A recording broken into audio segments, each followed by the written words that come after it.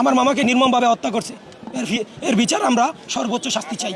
ধরুন আপনি বাচ্চা নিয়েছেন, তো সেই বাচ্চা দুনিয়াতে আসার সময় আপনাকে 10,000 টাকা রেডি রাখতে হবে। এটা আমার কথা নয়, চাঁদাবাজের কথা। যদি কোনো গ্রামে একটা শিশু জন্ম হয়, হ্যান থেকে 10,000 করে টাকা চায়, কিসের জন্য এত চাঁদা খাইব? এইটাই বাংলাদেশ। আপনি বাচ্চা নেবেন, তার জন্য 10,000 টাকা রেডি রাখতে হবে।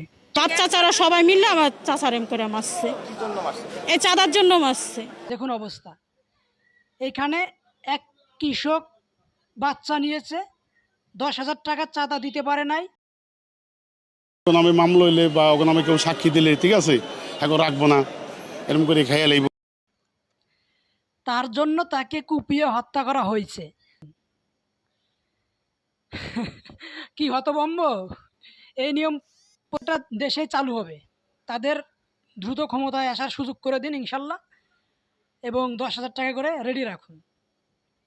ধন্যবাদ। সতর্ক হবেন, সাবধান থাকবেন, 10,000 টাকা রেডি রাখবেন।